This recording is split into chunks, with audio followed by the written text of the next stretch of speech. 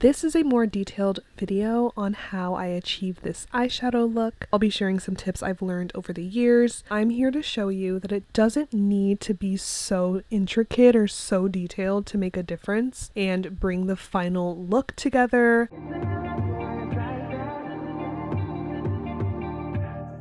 Hi you guys, welcome back to my channel. If you're new here, my name is Jessica. I did my base routine with you guys in my last video, so if you're curious about how we got there, you can check out that video after you finish this one. I'm using my Too Faced Born This Way concealer as my eyeshadow primer today. Some days I will use an actual primer meant for your eyeshadow. From my experience, the main difference between using a concealer versus an eyeshadow primer is that you have to set your entire lid with the transition shade or with a powder when you're using concealer versus a traditional eyeshadow primer. I'm using the Morphie M173 brush to apply my concealer. It's a really dense brush that's great for applying and spreading cream product. I think that if you're looking for longevity, if you want your look to last the whole night, you should definitely use an eyeshadow primer, and I think that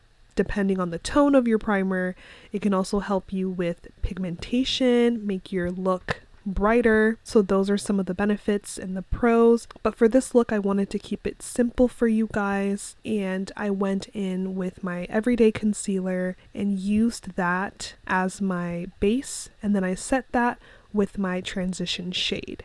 For this look, I'm using my bronzer from Makeup Revolution in the shade Dark. I'm applying this transition shade with the Real Techniques Deluxe Crease Brush.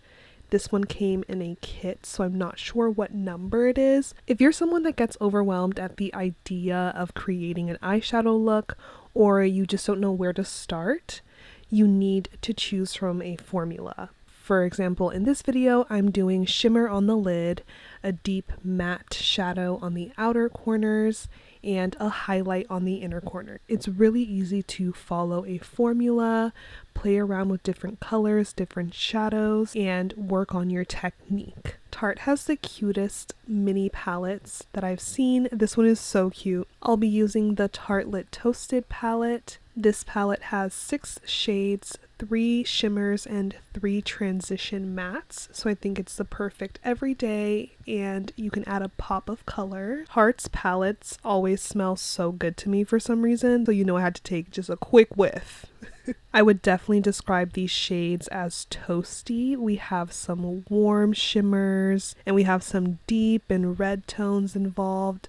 So I think that for me, it's a really great palette that you can create a lot of looks with. So I'm doing 2 steps here. So I'm applying the shadow using patting motions and blending it out using swiping motions so that it transitions well into our base color. I'm blending this up into my crease, but making sure it doesn't go any higher, like up into the tail end of my eyebrow. If you're ever curious about something that I show or talk about in my videos, like the brushes I'm using or the products I'm using, and I don't have it linked in the description, you can leave a comment and I will do my best to find it or link it somewhere for you guys. You can choose your eyeshadow formula based on your eye shape to create a more flattering look. The benefit with doing this is that you'll be able to create a look that can actually show up on your eyes. I know that some of the hooded eye girlies, whenever they do eyeshadow on their lids, sometimes it won't show up when you're looking at them like head on. My solution for situations like that, coming from a girl with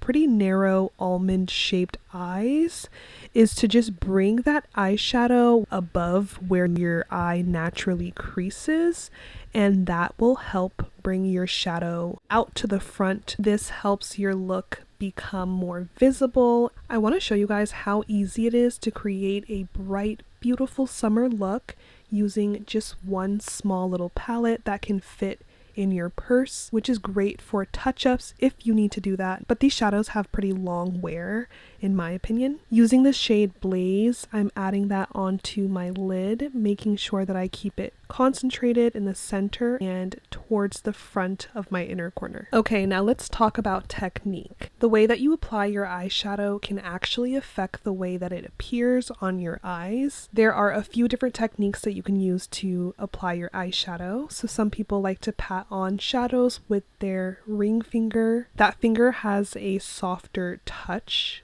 naturally, so it's gentle when applying eyeshadow to your eyes. You can also use a brush to apply your eyeshadow, and the type of brush can definitely affect the amount of product that you pick up. You can also wet your brush when you're applying eyeshadow. This is a great technique for if you're using chunkier glitters that are harder to pick up. It helps with the eyeshadow application depending on the formula. Let me know if you guys want to see these different eyeshadow techniques, makeup techniques in action, where I show you side by side what the application looks like based on the technique. We can talk about that more in another video. The final shade I'm going in with is Firelight, and I'm going to add that to the inner corners to brighten up the eyes. You can also add this shade towards the tail end of your eyebrows to pull that look all together and to really make your eyes shimmer and shine. But I love this step and I love how easy this look is to create because it really does make a difference and adding some beautiful shimmer to your look. That's it. That's all you need to create an eyeshadow look. Literally 3 shades. Super simple, or 4 if you want to add the transition shade. The type of brush you use also affects the appearance of your eyeshadow. The smaller brushes like this one are great for the inner corners. The flatter brushes are great for packing shadow onto your lid. The fluffier brushes are great for blending out product, but I'm going back in with that shade Spark on my lower lash line to create a more smoky effect and to bring that eyeshadow look throughout my eyes and to just make it blend better with the rest of my eyes. I just like to add some more depth and use that underneath my lash line. This really glues my brows down without that like white tacky look, but I think the final finish, the way it dries down, is so pretty. I haven't been able to achieve that with some other eyebrow products, so I've been loving that. If you're curious about this lip combo, you can head over to my other video where I show you my base routine and we go over some of my favorite products. I will also have my lash tutorial linked somewhere for you guys. After adding all of my finishing touches, this is the final look. Let me know what you guys think in the comments below. It's been so much fun to make these beauty videos again, especially with this like 3-part series where I create a look from start to finish with you guys. If you enjoyed this video, don't forget to like, comment, and subscribe. Thank you guys so much for watching, and I will catch you in the next one. Bye!